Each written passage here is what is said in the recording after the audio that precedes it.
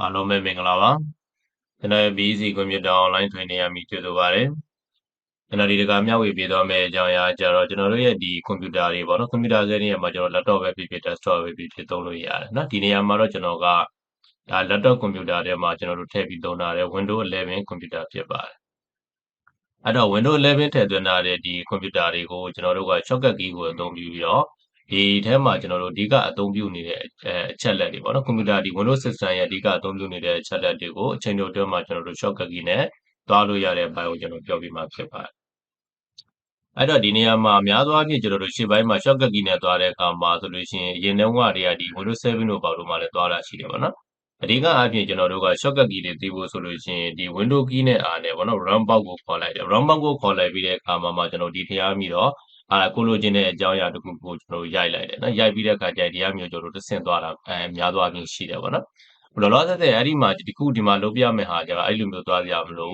ဒီကိုသွားခြင်းတဲ့အပိုင်းတစ်ခုကိုကျွန်တော်တို့ကအလွယ်တကူနဲ့သွားလို့ရတယ်နော်ဒီ shortcut key တွေတစ်ခုသိလိုက်တာနဲ့အဲ့ရပြီးတော့ကျွန်တော်တို့က mouse နဲ့သွားလို့ရတယ်ဒါမှမဟုတ်နောက်ထပ် single တစ်ခုကိုကျွန်တော်တို့သွားခြင်းနဲ့ဆိုလည်းနောက်ထပ် shortcut key တွေနဲ့အလွယ်တကူနဲ့သွားလို့ရမှာဖြစ်ပါတယ်။ Okay အဲ့တော့ကျွန်တော်တို့ဘယ်လိုမျိုးသွားလို့ရလဲဆိုတာတစ်ချက်လောက်ကြည့်ကြည့်ရအောင်နော်။အဲ့တော့ပထမဆုံးကျွန်တော်တို့ဒီနေရာမှာ keyboard ကပြီးတော့ window key နဲ့ကျွန်တော်တို့ H နဲ့ကိုတွက်နေရမှာဖြစ်ပါနော်။ window key နဲ့ H နဲ့ကိုတွက်နေလိုက်တဲ့အခါကျရင်အခုလိုမျိုးလေးကျွန်တော်တို့ပေါ်လာလိုက်။အဲ့တော့ဒီထဲမှာကျွန်တော်တို့ဒီသွားခြင်းတဲ့အစိပ်ပိုင်းတွေအကုန်လုံးကဒီမှာရှိတယ်။အဲ့ဒီထည့်ရပြီးတော့မှဒီမှာကျွန်တော်တို့ကသူ့ဆိုင်ရာကိုသွားခြင်းနဲ့ဆိုရင်ဥပမာကျွန်တော်ဒီအောင်ထင်းသားလေးမှာသူကဒီမြင်းလေးထားတာရှိတယ်ပေါ့နော်။ဥပမာအပေါ်ဆုံးကကျွန်တော်တို့က install app ဆိုတာဒီဟာပြီးတော့စရအောင်တယ်။ရောက်နေတဲ့အခါကျတော့ဒီ install app ကိုကျွန်တော်ကသွားခြင်းလို့ရှိရင် keyboard ကပြီးတော့ကျွန်တော်က keyboard က P ပေါ့နော်နောက်ထပ်ပြီးကျွန်တော်က P ကိုနှိပ်လိုက်လဲရှိလို့ရှိရင်ဒါ install shortcut ဆိုတာရောက်သွားလိုက်နော် install shortcut ဆိုတာဒီကျွန်တော် SS ဆိုတာကိုပြောတာနော် install app ဆိုတာကိုရောက်သွားလိုက်အဲ့တော့ဒီဟာတွေကကျတော့ကျွန်တော်တို့ရဲ့ဒီ computer ထဲမှာထည့်သွင်းထားတဲ့ဒါ software တွေပေါ့နော်အကုန်လုံးကျွန်တော်တို့ application တွေကိုဒီမှာတွေ့ရလိုက်နော်ဒါကျွန်တော်တို့ computer ထဲမှာထည့်ထားတဲ့ဟာတွေဖြစ်ပါဟုတ်ပြီအဲ့တော့ကျွန်တော်တို့ဒီဘယ်လိုမျိုးသွားလို့ရလဲနော် window key နဲ့အိမ်နဲ့ကိုတွက်နိုင်မယ်အဲ့တော့ဒီဟာကိုကျွန်တော်တို့ကတစ်ခုနဲ့တစ်ခုအပေါ်နဲ့အောက်နဲ့ကိုသွားခြင်းနဲ့ဆိုလေအောက်ထပ်ကိုကျွန်တော်ကဒီမှာ arrow key ကိုနှိပ်လို့ရနော်ဒါဆိုရင်ကျွန်တော်က mobility center ကိုကြောက်သွားလိုက်နော်ဒီမှာ enter တစ်ချက် down arrow ကိုတစ်ချက်ဆင်းမယ်ပြီးရင်ကျွန်တော်အဲ့လို down arrow နဲ့ကျွန်တော်တက်ဆင်းလုပ်ပြီးတော့လည်းသွားလို့ရတယ်ပြီးတဲ့အခါကျရင် enter ခေါ်လိုက်ဘယ်လို mobility center ကိုသွားခြင်းနဲ့ဆိုကျွန်တော်တို့ဒီမှာ enter ခေါ်လိုက်တာနဲ့ဒီထဲကိုရောက်လာလိုက်နော်ဒါလေးကကျတော့ကျွန်တော်ဒီမှာ Windows Mobility Center ကဘာကိုသုံးတာလဲလို့ဆိုတော့ဒီ display เนาะဒီမှာကျွန်တော်အလင်းမောင်ချိန်တာတွေရတယ်နောက်ပြီးတော့ဒီမှာအသံပေါ့เนาะတော့ဆက်ကျွန်တော်ကဒီမှာအသံကို short ထားတာဖြစ်တဲ့အတွက်ဒီလောက်လေးပေါ့เนาะနောက်ဒီဘက်က battery နဲ့ပတ်သက်တဲ့ဟာတွေပါကြပေါ့เนาะဒါလေးတွေကိုကျွန်တော်ကဒီမှာပြတ်ချိန်လို့ရတယ်ဒါဒီပုံစံလေးကအရင်တုန်းကလည်းကျွန်တော်တို့ Windows 7တို့ဘာတို့မှာဆိုဒီကောင်းရဲ့ shortcut key ကwindow key နဲ့ကျွန်တော်တို့ H နဲ့အခုလက်ရှိကျွန်တော်တို့နှိပ်လိုက်တဲ့ window နဲ့ H ပေါ့เนาะအဲ့ဒါကိုတွက်နေလိုက်လို့ချင်းဒီကောင် mobility center တွေဒါလေးကြာလာလိုက်နော်အရင်တော့က Windows 7တို့ဘာလို့မှကျွန်တော်မှတ်မိတဲ့တော့ကအဲ့လိုမျိုးရှိတယ်ပေါ့နော်လောလောဆယ်မှာတော့ကျွန်တော်က Windows key နဲ့ A နဲ့ကိုတွက်နေပြီးတော့အဲ့ဒီပုံစံမျိုးသွားလို့ရတယ်နောက်ဒီအောက်ကအကြောင်းအရာလေးလည်းကျွန်တော်တို့ကိုပေါ့ကိုကြိုက်နှစ်သက်တဲ့ဟာကိုသွားကြည့်ကြည့်ပေါ့နော်ဒါပေမဲ့ကျွန်တော်ကဒါလေးတွေကိုဟာလာမတည်သေးတဲ့သူပေါ့နော်အခုမှကျွန်တော်တို့ကွန်ပျူတာကိုစတင်ပြီးတော့ခိုင်ကြအသုံးပြုကြမဲ့သူတွေဆိုလို့ရှိရင်ဒါလေးတွေကဘယ်လိုမျိုးအသုံးပြုလို့ရလဲဟာလာဘယ်လိုအသုံးဝင်လဲဆိုတာလေးကျွန်တော်နည်းနည်းဆက်ပြီးတော့ရှင်းပြပေးသွားမှာဖြစ်ပါတယ်ဟုတ်ပြီအဲ့တော့ကျွန်တော်တို့ power option ကိုသွားပြီနော်သူ့ရဲ့ shortcut key ကကျွန်တော်တို့ O ကိုနှိပ်လိုက်လို့ရှိရင်ရတယ် power option ကိုတစ်ချက်နှိပ်ကြည့်ကြည့်အဲ့တော့ power option မှာကျတော့ဘာကြည့်လဲဆိုတော့ကျွန်တော်တို့က battery နဲ့ပတ်သက်တဲ့ဟာပေါ့နော် battery ကိုကျွန်တော်တို့ကဘယ်လောက်အသုံးပြုလဲဒီမှာကျွန်တော်တို့ကဒီ screen sleep ဘာညာစသဖြင့်ဒါတွေကကျွန်တော်တို့မှလိုက်ပြီးတော့ချိန်လို့ရတယ်နော်ဒါကိုကျွန်တော်ကဒီမှာ never ထားတယ်ဆိုတော့ကျွန်တော်တို့ကဒီ screen sleep မထားဘူးဆိုရင်ဒီမှာပြင်လို့ရတယ်ပေါ့နော်ဒီနေရာမှာလည်းလို့ထောင်ချက်လေးတွေကျွန်တော်တို့အများကြီးရှိပါတယ်ဒီဘိုင်းနဲ့ပတ်သက်ပြီးတော့နောက်ပိုင်းမှာကျွန်တော်တို့အနုစိတ်အချိန်ရရင်ကျွန်တော်ထပ်ပြီးတော့ဗီဒီယိုတွေတင်ပေးပါမယ်ဒါလေးတွေတစ်ခုချင်းစီပေါ့နော်လောလောဆယ်မှာတော့ကျွန်တော်ဘယ်လိုမျိုးသုံးလို့ရတယ်ဘယ်လိုပုံစံလေးတွေရှိတယ်ဆိုတာကိုပြပေးမှာဖြစ်ပါတယ်နောက်တစ်ခုကကျတော့ကျွန်တော်တို့ event viewer เนาะသူ့ရဲ့ shortcut key ကကျတော့ကျွန်တော် keyboard ကပြီးတော့ V ကိုနှိပ်လိုက်လို့ရှိရင်လည်း event viewer အောက်ကြောက်သွားလိုက်နော်ဒါကျွန်တော် V ကိုတက်နှိပ်လိုက်တာ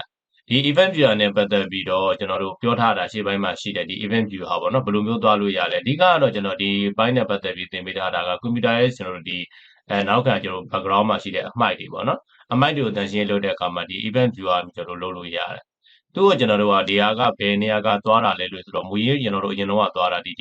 ီဟာပေါ့နော်ကျွန်တော် computer explorer လို့ခေါ်တယ်ဒီ shortcut ကပြီးတော့ right click ထောက်လိုက်တယ် right click ထောက်လိုက်ပြီးတဲ့အခါကျရင်ဒီမှာ Windows 10မှာတော့ဒီလိုမျိုးမလာဘူးပေါ့နော် Windows 11မှာတော့မရဘူး Windows 10မှာကျတော့ကျွန်တော်ဒီ show more option ကပြီးဒီပုံစံမျိုးလေးနဲ့ပြလိုက်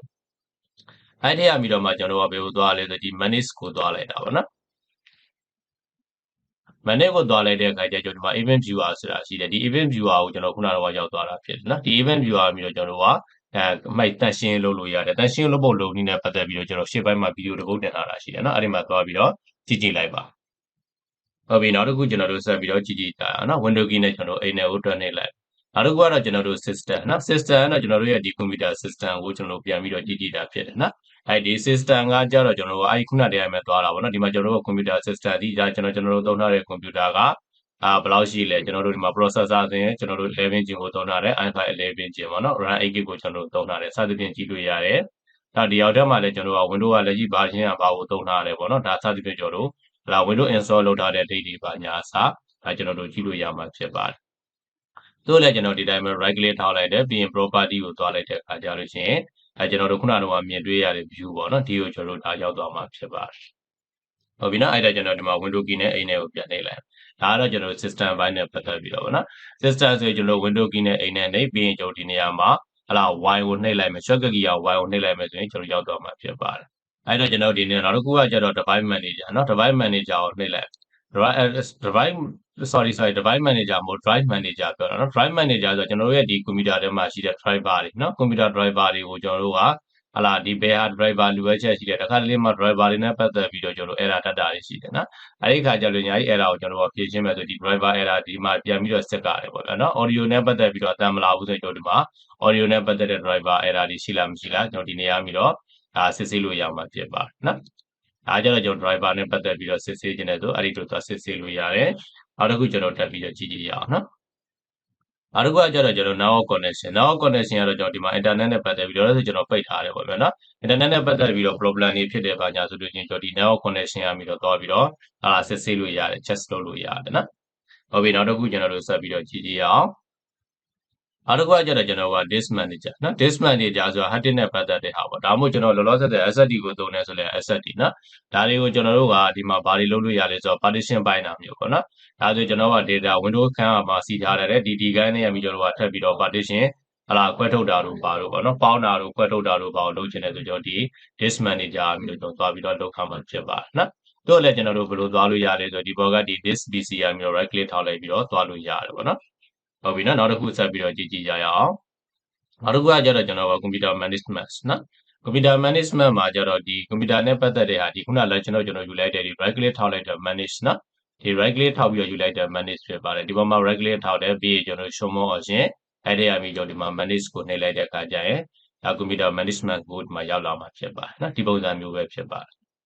ဟုတ်ပြီအဲ့ဒါကျွန်တော်တို့ window key နဲ့အိမ်နဲ့ပြန်ပြီးတော့နှိပ်လိုက်နော်နှိပ်လိုက်ပြီးတဲ့အခါကျရင်နောက်တစ်ခုကကျတော့ကျွန်တော်တို့က window power shift နော်ဒါလေးကိုကျွန်တော်တစ်ချက်နှိပ်ကြည့်ရအောင်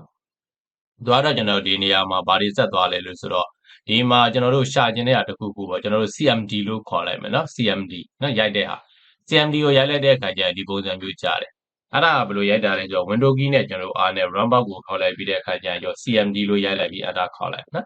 ်ဒီပုံစံမျိုးကျွန်တော်တို့ကြားလာတယ်နော်ဒီမှာကျွန်တော်တို့ကိုရေးခြင်းတဲ့အကြောင်းအရာတွေကိုဒီဘောက်ကပြီးတော့ကျွန်တော်တို့ဆက်သွားလို့ရတယ်ပေါ့နော်အဲ့ဒီဘောက်ကိုကျွန်တော်တို့ခေါ်ခြင်းနဲ့ဆို window key နဲ့အိမ်နဲ့နှိပ်လိုက်ပြီးတဲ့အခါကျရင်ကျွန်တော်ဒီနေရာမှာ window power shift ကရှိတယ်ဒီကသွားလို့ရတယ်ပေါ့နော်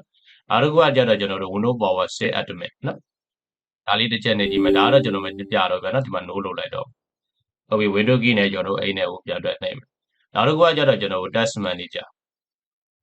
task manager မှာကျတော့ဒါတွေကကျွန်တော်တို့ရဲ့ computer နဲ့ပတ်သက်ပြီးတော့ processor ကိုကြည့်လို့ရတယ်ပေါ့နော် processor ကြည့်မယ်ဆိုလောလောဆယ်ဆယ်မှာကျွန်တော်တို့ရဲ့ computer ကဘယ်လောက် memory 65%ထိကျွန်တော်တို့စားနေတယ်ပေါ့နော်ဒီမှာကျွန်တော်လက်ရှိလုပ်နေရသည့် condition ကိုကျွန်တော်တို့မှာ recording လုပ်နေတဲ့အတွက်သွားပေါ်ဆုံးမှာရောက်တယ်ပေါ့နော် CPU ကကျတော့လောလောဆယ်ဆယ်မှာကျွန်တော်တို့40ကျော်50ဝန်းကျင်ထိစားတယ်ဒါကကျွန်တော်တို့ဒီမှာလောလောဆယ်ဆယ် recording လုပ်ပြီးတော့သူ့ကိုကျွန်တော်တို့ဒါအလုပ်ခိုင်းထားတဲ့အတွက်ပေါ့နော်လုံးမခိုင်းဘူးဆိုရင် CPU ကကျွန်တော်တို့2 3 4 5ပေါ့နော်ဒီလောက်ဝန်းကျင်ပဲကျွန်တော်တို့စားတာဖြစ်ပါတယ်အဲ့တော့ကျွန်တော်တို့ရဲ့ computer ဘယ်လောက်ထိအောင်ဒါ CPU စားနေတယ်ကျွန်တော်တို့ဘာတွေလုပ်နေတယ်ဆိုတာဖြည့်ချင်းကျွန်တော်ဒီမှာသွားကြည့်လို့ရတယ် task manager ပြီးတော့